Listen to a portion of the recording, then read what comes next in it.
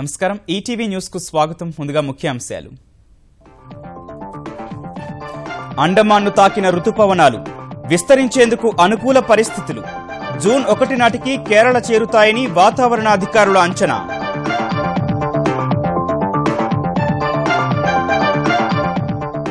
అనంతపురం జిల్లా కలుగోడులో పెను విషాదం. పిడుగుపాటుకు 5 రైతుల దుర్మరణం, మరో 2 గాయాలు.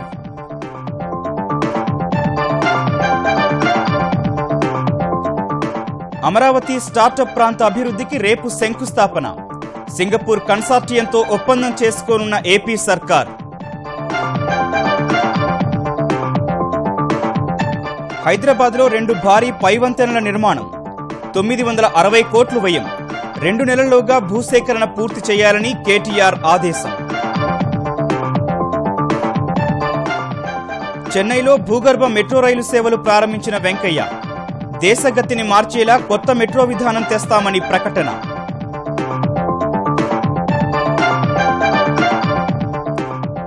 పాకిస్తాన్ చైనా ఆర్థిక కారిడార్ ఒప్పందంపై భారత్ అభ్యంతరం. ఒకే ప్రాంతం ఒకే రహదారిపై సదస్సును బహిష్కరించిన మోదీ సర్కార్.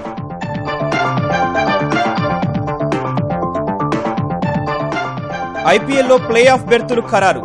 తొలి క్వాలిఫైర్ కోసం తలపడనున్న ముంబై, పూణే. ఎలిమినేటర్ మ్యాచ్లో హైదరాబాద్, కోల్కతా అమీతుమీ.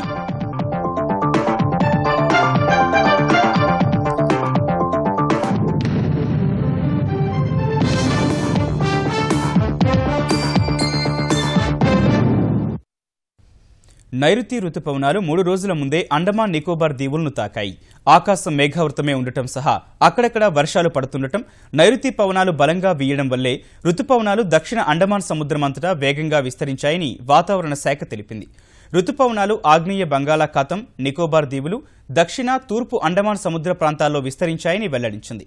అయితే అండమాన్ నికోబార్ను ముందుగా తాకినప్పటికీ అంతే వేగంగా కేరళకు చేరతాయని చెప్పలేమని IMD director general KJ Ramesh తెలిపారు. సహజంగా రుతుపవనాలు జూన్ 1 నాటికి కేరళను తాకుతాయని గుర్తు చేశారు. ఈసారి కూడా 2 రోజులు అటో ఇటుగా జూన్ 1 నాటికి రుతుపవనాలు కేరళను తాకుతాయని ఢిల్లీలోని ముఖ్య వాతావరణ అధికారి మహేష్ పలావత్ విశ్వాసం వ్యక్తం చేశారు. రుతుపవనాలు విస్తరించేందుకు ప్రస్తుతం అనుకూలమైన వాతావరణం ఉందని, మరో 72 గంటల్లో బంగాళాఖాతం సహా పరిసర ప్రాంతాల్లో మరింత వేగంగా విస్తరించాయని అంచనా వేశారు. అనంతపురం జిల్లా గుమ్మగట్ట మండలం కలుగోడులో పిడుగుపాటుకు 5 రైతులు ప్రాణాలు కోల్పోయారు. వర్షం పడుతున్న సమయంలో తలదాచుకునేందుకు గుడిసెలోకి వెళ్లిన రైతులు పిడుగుపడటంతో అక్కడికక్కడే మృత్యువాత పడ్డారు. మృతులను ఓబన్న, శివన్న, కరీముల్లా, జయన్న, గిరిరెడ్డిగా గుర్తించారు. అక్కడికి సమీపంలో ఉన్న మరో 2 రైతులు సొమ్మసిల్లి పడిపోగా వారిని రాయదుర్గం ఆసుపత్రికి తరలించారు. బాధిత కుటుంబాలను పరామర్శించిన మంత్రి కాలువ శ్రీనివాసులు 5 లక్షల చొప్పున పరిహారం ప్రకటించారు. తక్షణ సాయం చేయాలని ఆయన అధికారులను ఆదేశించారు. సింగపూర్ కన్సార్టియం ద్వారా అమరావతి ప్రధాన ప్రాంత అభివృద్ధికి ఆంధ్రప్రదేశ్ ప్రభుత్వం శ్రీకారం చుడుతోంది. ఈ మేరకు ముఖ్యమంత్రి చంద్రబాబు సమక్షంలో రేపు సింగపూర్ మంత్రి ఈశ్వరన్ నేతృత్వంలోని బృందం ఒప్పందం చేసుకోనుంది. రాజధాని ప్రాంతంలో 1691 ఎకరాల్లో స్టార్టప్ ఏరియా అభివృద్ధికి ప్రతిపాదించగా, వెలగపూడిలో ప్రభుత్వ భవన సముదాయాన్ని ఆనుకుని తూర్పు దిక్కున స్టార్టప్ ఏరియా ఉంటుంది. ఈ ప్రాంతంలో మౌలిక సదుపాయాల కల్పన అనంతరం సింగపూర్ కన్సార్టియం వివిధ సంస్థలకు కేటాయింపులు చేయనుంది. అమరావతి అభివృద్ధికి చోదక శక్తిగా ఉపకరించనున్న ఈ స్టార్టప్ ఏరియా అభివృద్ధి కార్యక్రమానికి మందడం, తాళ్లాయపాలెం వద్ద శంకుస్థాపన చేయనున్నారు. మొత్తం 6.84 చదరపు కిలోమీటర్ల ప్రాంతంలో నిర్మించే కేంద్రక ప్రాంతంలో శాసనసభ, సచివాలయం, ముఖ్యమంత్రి నివాసం, రాజ్భవన్ లాంటి నిర్మాణాలతో పాటు జస్టిస్ సిటీలో హైకోర్టు భవనాల నిర్మాణం జరగనుంది. వీటితో పాటు వివిధ ప్రభుత్వ శాఖల అధిపతుల కార్యాలయాలు, సివిక్ ప్లాజాలు, సివిక్ యాక్సిస్, రాష్ట్ర మంత్రుల నివాసాలు నిర్మిస్తారు. మొదట అమరావతి అభివృద్ధి సంస్థతో కలిసి Singapore consortium special purpose vehicle ని స్థాపిస్తుంది. స్టార్టప్ ఏరియాలో తొలి దశగా 656 ఎకరాలు, రెండో దశలో 514 ఎకరాలు, మూడో దశలో 521 ఎకరాల్లో అభివృద్ధి సాగుతుంది. హైదరాబాద్లో 2 భారీ వంతెనల పనులు త్వరలో ప్రారంభమవుతాయని తెలంగాణ ఐటీ పురపాలక శాఖ మంత్రి కేటీఆర్ తెలిపారు. ఉప్పల్లో ఎలివేటెడ్ కారిడార్, అంబర్పేటలో పైవంతెన పనులు మొదలుపెట్టేందుకు తమ ప్రభుత్వం కసరత్తు చేస్తోందన్న ఆయన ఇందుకోసం 2 నెలల్లో భూసేకరణ పనులు పూర్తి చేయాలని అధికారులను ఆదేశించారు. ఉప్పల్ నుంచి హైదరాబాద్కు సులువుగా చేరేలా పైవంతెనను ఉపకరిస్తాయన్న మంత్రి ఇప్పటికే జీహెచ్ఎంసీ భూసేకరణ ప్రకటన జారీ చేసిందని 960 కోట్ల రూపాయల వ్యయంతో 6.4 కిలోమీటర్ల ఎలివేటెడ్ కారిడార్ నిర్మిస్తామని చెప్పారు. ఉప్పల్ నుంచి నందనవనం భాగ్యనగర్ వరకు ఎలివేటెడ్ కారిడార్ పనుల్లో 330 కోట్ల రూపాయలు భూసేకరణకు కేటాయించామని కేటీఆర్ వెల్లడించారు. ఈ నెల 17న తెలంగాణ అధికారులు ఢిల్లీ వెళ్తారని ప్రకటించిన మంత్రి ఈ ప్రాజెక్టును 24 నెలల్లో పూర్తి చేస్తామని స్పష్టం చేశారు. దేశ గతిని మార్చే మెట్రో ప్రాజెక్టుల కోసం సరికొత్త మెట్రో రైలు విధానాన్ని తీసుకురానున్నట్టు కేంద్ర పట్టణాభివృద్ధి శాఖ మంత్రి వెంకయ్యనాయుడు తెలిపారు. రవాణా ఆధారిత అభివృద్ధి కోసం మరో జాతీయ విధానాన్ని కూడా తీసుకొచ్చేందుకు కసరత్తు చేస్తున్నట్టు చెన్నైలో భూగర్భ మెట్రో సేవలను ప్రారంభించిన సందర్భంగా వెల్లడించారు.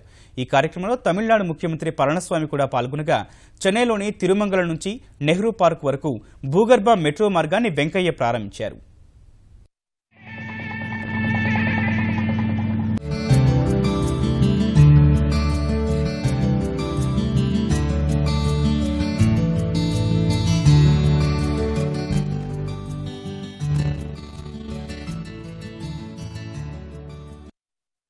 Government of India is formulating a new metro rail policy which will enable innovative finance such as land value capture, transit oriented development TOD etc. for new railway projects. A national policy on transit oriented development has been already formulated and approved by Government of India. This will form a mandatory requirement for all new metro rail projects in the country. The Government of India has also standardized the critical specifications for rolling stock and signaling systems of metro rail for promoting standardization and indigenization. Delhi మంత్రివర్గం నుంచి ఉద్వాసనకు గురై ఆప్ సర్కార్పై అవినీతి ఆరోపణలు చేసిన మాజీ మంత్రి కపిల్ మిశ్రా ముఖ్యమంత్రి కేజ్రీవాల్పై మరిన్ని సంచలన ఆరోపణలు చేశారు. అవినీతికి వ్యతిరేకంగా పోరాటం పేరుతో రాజకీయాల్లోకి వచ్చిన ఆప్ అనేక అవినీతి కార్యక్రమాలకు పాల్పడిందని, కేజ్రీవాల్ ఆయన సన్నిహితులు అక్రమాలు అవినీతికి అంతే లేదని ఆరోపించారు. అందుకు సంబంధించిన అనేక సాక్ష్యాధారాలున్నాయని, వాటన్నింటినీ సీబీఐకి అందజేస్తానని కపిల్ మిశ్రా తెలిపారు. కేజ్రీవాల్పై తాజా ఆధారాలతో సీబీఐకి ఫిర్యాదు చేయనున్నట్లు ప్రకటించిన కపిల్ మిశ్రా విరాళాలకు సంబంధించి ఈసీకి సైతం ఆమ్ ఆద్మీ అసత్య సమాచారం ఇచ్చిందని ఆరోపించారు. ఆప్ నేతల విదేశీ పర్యటనల వివరాలు బయటపెట్టాలంటూ దీక్ష చేస్తున్న వేదిక వద్దే మీడియా సమావేశంలో కేజ్రీవాల్పై ఆరోపణలు చేసిన మిశ్రా చివరకు స్పృహ తప్పి పడిపోయారు. వెంటనే పోలీసులు ఆయన్ను చికిత్స కోసం ఆసుపత్రికి తరలించారు.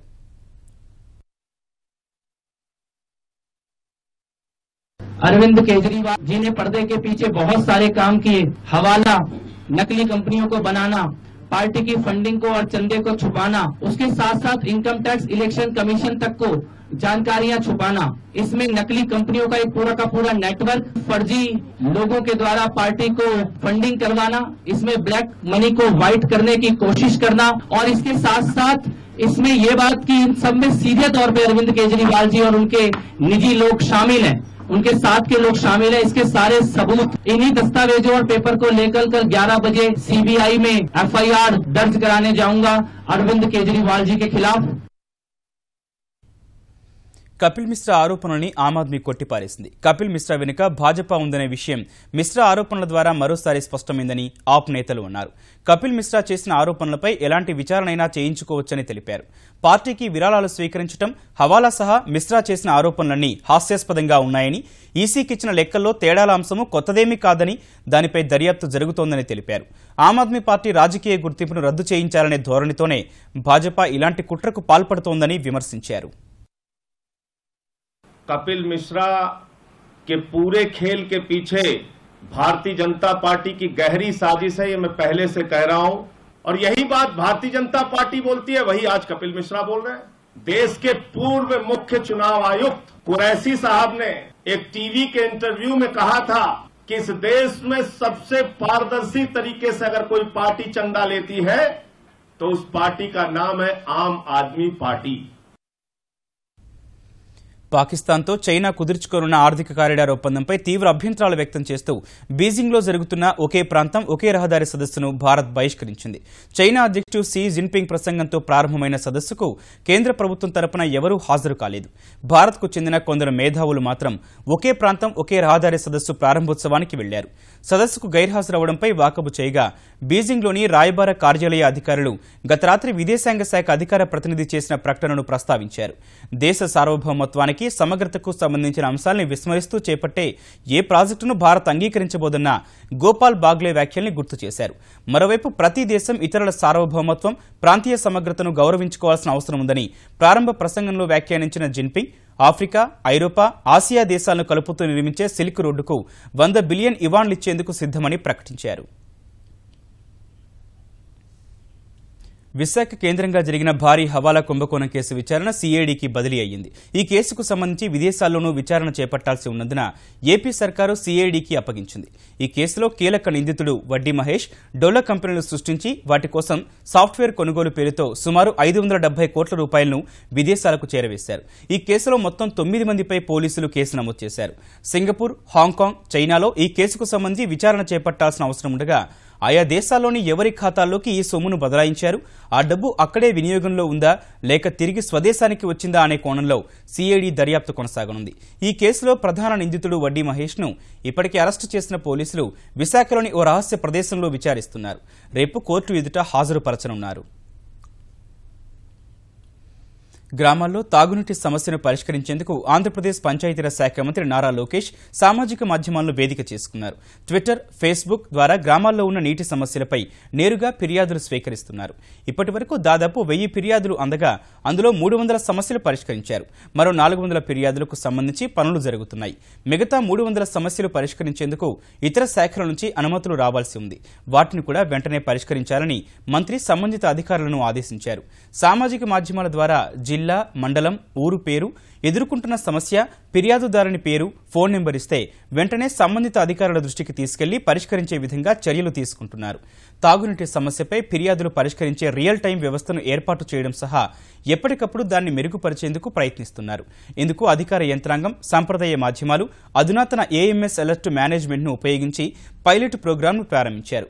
ఈ కాల్ సెంటర్ను ముఖ్యమంత్రి చంద్రబాబు చేతుల మీదుగా ఈ నెల 19న ప్రారంభించేందుకు కసరత్తు చేస్తున్నారు. వైకాపా అధినేత జగన్ ప్రధానిని కలవటంపై స్పందించడం అనవసరమని ఆంధ్రప్రదేశ్ వైద్యారోగ్య శాఖ మంత్రి కామినేని శ్రీనివాస్ అన్నారు. తిరుపతిలోని రామానాయుడు కళ్యాణ మండపంలో ఆంధ్రప్రదేశ్ వైద్య మండలి, ఐఎంఏ సంయుక్తంగా నిర్వహించిన నిరంతర వైద్య విద్య సదస్సులో పాల్గొన్న మంత్రి తెలుగుదేశం, భారతీయ జనతా పార్టీ మైత్రి అవకాశవాద పొత్తు కాదని స్పష్టం చేశారు. మా మైత్రి అవకాశవాద పొత్తు కాదు. ఎలక్షన్ల ముందు బీజేపీ తెలుగుదేశంతో పొత్తు పెట్టుకుని మేము ఈ రాష్ట్రంలో గెలుచున్నాం. ఏదో ఒక జరిగిన దాన్ని ఇన్సిడెంట్ వెళ్ళి ఆయన అడిగాడు, అపాయింట్మెంట్ ఆయన ఇచ్చారు. అదంతే, ఇంకేం జరిగిందో మనకు ఎవరికి తెలియదు. దాని గురించి కామెంట్ చేయడం అనవసరం. తెలంగాణలో ప్రతిపక్ష పార్టీలన్నీ రద్దయ్యాయని, ముఠా నాయకులు మాత్రమే మిగిలారని తెలంగాణ మంత్రులు తుమ్మల నాగేశ్వరరావు, జగదీష్ రెడ్డి విమర్శించారు. ఖమ్మం జిల్లా సత్తుపల్లిలో పలు అభివృద్ధి పనులకు శంకుస్థాపన చేసిన మంత్రులు తెలంగాణలోని పలు పార్టీల నాయకులు పక్క రాష్ట్రానికి ఏజెంట్లుగా పనిచేస్తూ తిన్నింటి వాసాలు లెక్క పెడుతున్నారని ఆక్షేపించారు. భూసేకరణ చట్టానికి రాజముద్ర పడినందున వేగంగా ప్రాజెక్టులు పూర్తవుతాయన్న తుమ్మల నిర్దేశిత గడువులోగా సీతారామ సాగునీటి ప్రాజెక్టు, భద్రాద్రి విద్యుత్ ప్లాంటు పూర్తి చేసి తీరతామని ధీమా వ్యక్తం చేశారు. అన్ని వర్గాల సంక్షేమమే లక్ష్యంగా తెరాస సర్కారు పనిచేస్తున్నా విపక్షాలు ఓర్వలేకపోతున్నాయని మంత్రులు మండిపడ్డారు. ముఖ్యమంత్రి గారు వారం రోజులు ఆయన వైద్యం కోసం పోయినా ఆయన చూపంతా రాజముద్ర మీదనే ఉంది. ప్రెసిడెంట్ ఆఫ్ ఇండియా రిక్వెస్ట్ చేశారు. హోంశాఖని, ప్రధానమంత్రిని, అందరినీ ఒత్తిడి తీసుకొచ్చి అసెంబ్లీలో సవరించినటువంటి బిల్లు వారం రోజుల్లోనే సంతకం పెట్టించుకోగలిగినటువంటి ముఖ్యమంత్రి ఈ రాష్ట్రంలో, భారతదేశంలో తెలంగాణ ముఖ్యమంత్రి అని చెప్పి మీకు ఈ సందర్భంగా మనం చేస్తున్నాం. ప్రజల కష్టాలు తీరాలనే ఆశ ఉంటే పనులు ఏ రకంగా జరుగుతాయో తెలంగాణ ప్రభుత్వాన్ని చూసి మీరు నేర్చుకోవాలి. చేసినందుకు ఏడవద్దు. ప్రాజెక్టులు కడితే మీరు ఏడిస్తే నీళ్లు ఆగవు. రైతుల పట్ల కేసీఆర్ ప్రభుత్వ విధానాన్ని స్పష్టం చేయాలని తెలుగుదేశం తెలంగాణ పార్టీ డిమాండ్ చేసింది. తెరాస నేతలు ఉపన్యాసాలతో కాలయాపన చేస్తూ రైతులకు సాయం అందించే చర్యలు తీసుకోవటం లేదని తెలుగుదేశం పొలిట్ బ్యూరో సభ్యుడు రావుల చంద్రశేఖర్ రెడ్డి విమర్శించారు. ప్రభుత్వానికి అధికారం పెరిగే కొద్దీ ప్రజలపై అణచివేత పెరుగుతోందన్న రావుల, సామాజిక స్పృహ కలిగిన కవులు, కళాకారులు సమాజంలోని వాస్తవిక అంశాలను సర్కారు దృష్టికి తీసుకెళ్లాలని సూచించారు. అట్లే కొత్తగా రైతు సంఘాలను తెస్తాం, సమాఖ్యలు ఉంటాయి కానీ ఎన్నికలు ఉండవంటారు. వాటిని కూడా నామినేట్ చేసుకుంటారా? ధర ఈ సమాఖ్యలే నిర్ణయిస్తుంటారు. మీరు ఇక్కడ సమాఖ్యలను పెట్టి మళ్ళీ మీరు ఎట్లయితే ఇప్పుడు హాస్పిటల్స్లలో పింక్ బెడ్షీట్స్ వచ్చినట్టే ఇక్కడ కూడా పింక్ నాయకులను తీసుకొని వచ్చి రైతాంగానికి కూడా పింక్ కలర్ రుద్దేస్తారా? వాళ్ళని ఉండనియండి, బ్రతకనియండి, వాళ్ళని వ్యవసాయం చేయనియండి. జర్నలిస్టుల సంక్షేమానికి తనవంతు కృషి చేస్తారని కేంద్ర కార్మిక శాఖ మంత్రి బండారు దత్తాత్రేయ తెలిపారు. హైదరాబాద్లో వయోధిక పాత్రికేయుడు వరదాచారి రచించిన జ్ఞాపకాల వరద పుస్తకావిష్కరణ కార్యక్రమంలో పాల్గొన్న ఆయన యాజమాన్యాలు, జర్నలిస్టుల సంఘాలు కేంద్ర రాష్ట్ర ప్రభుత్వాలతో సమావేశం ఏర్పాటు చేసి కొత్త చట్టం తీసుకొచ్చేందుకు ప్రయత్నిస్తానని చెప్పారు. మీడియా అనేది కేవలం ప్రింట్ మీడియాకే పరిమితం, electronic media, digital media act లో లేవు. 3 మీడియాలో కలిసి యాక్ట్ లో మార్పులు తీసుకొచ్చి నేను కొత్త చట్టాలను తయారు చేసి అన్నింటి కూడా ఒకటే పనిలో తీసుకొచ్చి పారదర్శకంగా తీసుకొచ్చే విధానానికి నేను తప్పకుండా రూపొందిస్తానని, దానికోసం యజమానులతో అదేవిధంగా జర్నలిస్టులు ఉన్నటువంటి ట్రేడ్ యూనియన్లతో కేంద్ర ప్రభుత్వం, రాష్ట్ర ప్రభుత్వం వీళ్ళందరినీ కూడా కూర్చోబెట్టి ఒక సమావేశం చేసి కొత్త చట్టం తీసుకొస్తానని హృదయపూర్వకంగా మాట్లాడుతున్నాను. విజయవాడలోని దుర్గాపురంలో విషాదకర ఘటన చోటు చేసుకుంది. నాగేంద్ర అపార్ట్మెంట్లో తన తల్లితో కలిసి నివాసం ఉంటున్న 12 ఏళ్ల బాలిక సాయిశ్రీ విషాదకర స్థితిలో క్యాన్సర్తో మృతి చెందింది. కొంతకాలంగా క్యాన్సర్తో బాధపడుతోన్న బాలికకు ఓ ప్రైవేట్ ఆసుపత్రిలో చికిత్స అందించారు. మెరుగైన వైద్యానికి డబ్బు అవసరం ఉండటం, విభేదాల కారణంగా తండ్రి వారిని వదిలి వెళ్లడంతో ఆర్థిక ఇబ్బందులతో తల్లి వైద్యం చేయించలేకపోయింది. పరిస్థితి విషమించి చిన్నారి తుది శ్వాస విడిచింది. అయితే తమ నుంచి విడిపోయిన తండ్రి సరిగా పట్టించుకోవటం లేదని తెలుసుకున్న చిన్నారి చనిపోవడానికి 3 రోజుల ముందు తండ్రికి వీడియో మెసేజ్ పంపింది. తనను ఎలాగైనా బతికించాలని వాట్సాప్ మెసేజ్ ద్వారా విజ్ఞప్తి చేసింది. చిన్నారి తండ్రి తీరుపై తీవ్ర ఆగ్రహం వ్యక్తం చేసిన తల్లి సుమశ్రీ రాజకీయ నేతల అండతో బెదిరింపులకు పాల్పడుతున్నాడని ఆరోపించింది. నీ దగ్గర డబ్బులు లేవంటున్నావు, కనీసం నా ఇల్లు ఉందిగా, నా ఇల్లుని ఎవరికన్నా అమ్మేసి ఆ డబ్బులతో నాకు ట్రీట్మెంట్ చేయించు డాడీ. కనీసం ఇంక ట్రీట్మెంట్ లేకపోతే ఎక్కువ రోజులు నేను బతకనంటే డాడీ. ఏదో చేసి నన్ను కాపాడు డాడీ, నన్ను బ్రతికించు డాడీ. నేను నా స్కూల్కి వెళ్ళి ఎన్ని మంత్స్ నీకు తెలుసు డాడీ. నాకు నా ఫ్రెండ్స్తో ఆడుకోవాలని స్కూల్కి వెళ్ళాలి. నా ప్రాణాన్ని కాపాడాడు, దయచేసి నీకు దండం పెడతాడు డాడీ. చేయి కూడా నొప్పి ఉంది డాడీ, నీకు దండం పెడదామంటే బాచిపెట్ట అయిపోయింది డాడీ చెయ్యంతా. ఈరోజు నా బిడ్డ ప్రాణాలతో లేదు, ట్రీట్మెంట్ అందక చచ్చిపోయింది. ఒక కన్న తండ్రి, దుర్మార్గమైన కసాయి తండ్రి కామాంధుడి చేతిలో నా బిడ్డ ప్రాణాలను కోల్పోయింది. ఈ మాధవశెట్టి శివకుమార్ని కఠినమైన శిక్ష విధించాలని పోలీసు నా కేసు యాక్సెప్ట్ చేయలేదు. ఇది కోర్టు అయినా చూసి నాకు నా కూతురికి న్యాయం జరగాల్సిందిగా కోరుతుంది. 13 సంవత్సరాల పిల్ల సొంత కూతురిని ఏ విధంగా వ్యవహరించకూడదు, ఆ విధంగా వ్యవహరించిన మాధవశెట్టి శివకుమార్ని కఠినంగా కారాగార శిక్ష పడాలని చెప్పేసి నేను కోరుకుంటున్నాను కోర్టు. మాతృదినోత్సవాన్ని తెలుగు రాష్ట్రాల్లో ఘనంగా నిర్వహించారు. విజయవాడ పాత ప్రభుత్వ ఆసుపత్రి వైద్యులు అప్పుడే అమ్మగా మారిన వారిని, శిశువులను సత్కరించి శుభాకాంక్షలు తెలిపారు. ఈ కార్యక్రమానికి ఓ స్వచ్ఛంద సంస్థ సహకరించింది. గుంటూరులో నిర్వహించిన మాతృదినోత్సవం తెలుగు బుక్ ఆఫ్ రికార్డ్స్లో నమోదైంది. లెర్ప్ స్వచ్ఛంద సంస్థ ఆధ్వర్యంలో వెంకటేశ్వర విజ్ఞాన మందిరంలో 1116 మంది మాతృమూర్తులకు వారి పిల్లలతో సత్కార కార్యక్రమాన్ని జరిపారు. హైదరాబాద్ జూబ్లీహిల్స్ అపోలో ఆసుపత్రిలో తల్లి కోసం 1,00,000 చేతులు అనే పేరుతో తల్లి ఆరోగ్యం సంరక్షణ అనే కార్యక్రమాన్ని నిర్వహించారు. ఈ సందర్భంగా ప్రముఖ చిత్రకారుడు కాంట్ రీసా మాతృమూర్తిని స్ఫూర్తిగా తీసుకుని గీసిన చిత్ర ప్రదర్శన ఆకట్టుకుంది. తన తల్లి ఇచ్చిన సుగుణాలే రాజకీయ నాయకుడిగా తనని ఉన్నత శిఖరాలు అధిరోహించేలా చేసిందని రాజ్యసభ సభ్యుడు డి శ్రీనివాస్ అన్నారు. మాతృదినోత్సవం సందర్భంగా నిమ్స్ ఆసుపత్రిలో చికిత్స పొందుతున్న తన తల్లిని కలిసిన డిఎస్ ఆమెకు పుష్పగుచ్చాన్ని అందజేసి మిఠాయిలు తినిపించారు. ఆ సమయంలో ఉద్వేగానికి లోనైన డిఎస్ తన తల్లి పూర్తి ఆరోగ్యంతో ఇంటికి వచ్చిన రోజే తనకు నిజమైన ఆనందమని వ్యాఖ్యానించారు. జిహాద్ పేరుతో ఉగ్రవాదాన్ని వ్యాప్తి చేస్తున్నందునే ముంబై పేరుల సూత్రధారి జమాత్ ఉద్ దవా అధినేత హఫీజ్ సయీద్ సహా 4 అనుచరుల్ని అదుపులోకి తీసుకున్నామని పాకిస్తాన్ స్పష్టం చేసింది. ఈ మేరకు హఫీజ్ సయీద్ అరెస్టుపై విచారణ జరుపుతున్న న్యాయ సమీక్ష బోర్డు ఎదుట వాదన వినిపించిన పాక్ అంతర్గత వ్యవహారాల శాఖ ఉగ్రవాద వ్యాప్తికి ఈ 5గురు దోహదపడుతున్నారని తెలిపింది. అయితే కశ్మీరుల గళం వినిపిస్తున్న తనను ప్రభుత్వం అడ్డుకొని అరెస్టు చేసిందని సయీద్ ఆరోపించాడు. దీన్ని ఖండించిన దాయాది దేశం జిహాద్ ముసుగులో ఉగ్రవాద వ్యాప్తే సయీద్ ముఖ్య ఉద్దేశమని స్పష్టం చేసింది. రేపు జరిగే తదుపరి విచారణలో సయీద్ సహా అనుచరుల అరెస్టుకు సంబంధించి పూర్తి వివరాలు సమర్పించాలని 3 సభ్యుల బోర్డు పాక్ ప్రభుత్వాన్ని ఆదేశించింది. ఉగ్రవాద వ్యతిరేక చట్టం కింద పాక్లోని పంజాబ్ ప్రభుత్వం జనవరి 30న హఫీజ్ సయీద్ సహా అతడి అనుచరులను అరెస్టు చేసి గృహ నిర్బంధంలో ఉంచింది. నిర్మాణ కార్మికుల సంక్షేమం కోసం ఉద్దేశించిన 20,000 కోట్ల రూపాయలు ఏమయ్యాయని సుప్రీంకోర్టు కేంద్రాన్ని ప్రశ్నించింది. అధికారులు తేనీటి విందులు ఆట విడుపులకు ఖర్చయిపోయాయని ఘాటుగా నిలదీసింది. ఆ సొమ్మంతా ఏమైందో తేల్చాలని కాగ్ను ఆదేశించింది. కార్మికుల సంక్షేమం కోసం స్థిరాస్తి సంస్థల నుంచి వసూలు చేసిన పన్ను సరైన రీతిలో ఖర్చు కావటం లేదంటూ దాఖలైన వ్యాజ్యంపై విచారణ చేపట్టిన సుప్రీంకోర్టు ఈ వ్యవహారంపై కాగ్ సమర్పించిన ప్రమాణ పత్రంలోని కొన్ని అంశాలు ఆశ్చర్యకరంగా ఉన్నాయని వ్యాఖ్యానించింది. ఆ డబ్బంతా ఏమైందో కాగ్కు తెలియకపోవడం విడ్డూరమని అసహనం వ్యక్తం చేసింది. భవన ఇతర నిర్మాణ కార్మికుల సంక్షేమ పన్ను చట్టం అమల్లోకి వచ్చిన 1996 నుంచి ఎంత మొత్తం వసూలైందో రాష్ట్రాల నుంచి తెలుసుకుని ఆ సొమ్ము సంబంధిత బోర్డుకు బదిలీ అయ్యిందో లేదో నిర్ధారించుకోవాలని కాగ్ను సుప్రీంకోర్టు ఆదేశించింది. ఈ మొత్తం వివరాలని తనకు సమర్పించాలన్న ధర్మాసనం విచారణను ఆగస్టు 2కి వాయిదా వేసింది. దుబాయ్ నుంచి అక్రమంగా రవాణా చేసిన బంగారాన్ని ఢిల్లీ విమానాశ్రయంలో అధికారులు పట్టుకున్నారు. పౌల్ట్రీ ఇంక్యుబేటర్ యంత్రంలో దాచిన సుమారు 44 కేజీల బంగారాన్ని డైరెక్టరేట్ ఆఫ్ రెవెన్యూ ఇంటెలిజెన్స్ అధికారులు స్వాధీనం చేసుకున్నారు. ఇనుప స్టాండ్లలో విదేశీ బంగారాన్ని దాచి అక్రమంగా తరలిస్తున్నట్టు అధికారులు తెలిపారు. ముఖ్యాంశాలు మరోసారి. అండమాన్ను తాకిన రుతుపవనాలు, విస్తరించేందుకు అనుకూల పరిస్థితులు. జూన్ 1 నాటికి కేరళ చేరతాయని వాతావరణ అధికారుల అంచనా.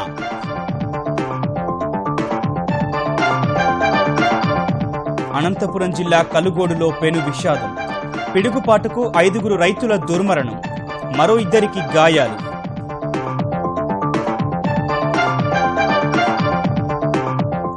అమరావతి స్టార్టప్ ప్రాంత అభివృద్ధికి రేపు శంకుస్థాపన. సింగపూర్ కన్సార్టియంతో ఒప్పందం చేసుకోనున్న ఏపీ సర్కార్.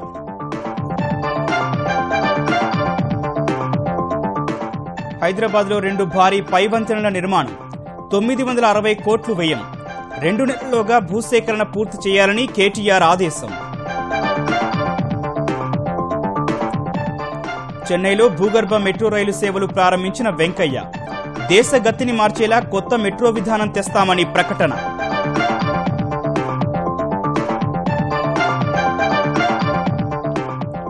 పాకిస్తాన్ చైనా ఆర్థిక కారిడార్ ఒప్పందంపై భారత్ అభ్యంతరం.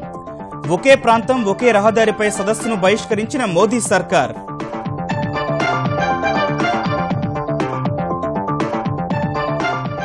ఐపీఎల్లో ప్లే ఆఫ్ బెర్తులు ఖరారు.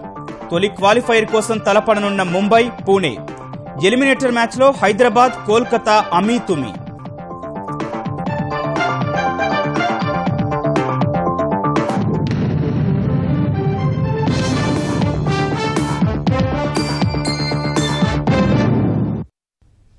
ఈటీవీ న్యూస్ సమాప్తం. నమస్కారం.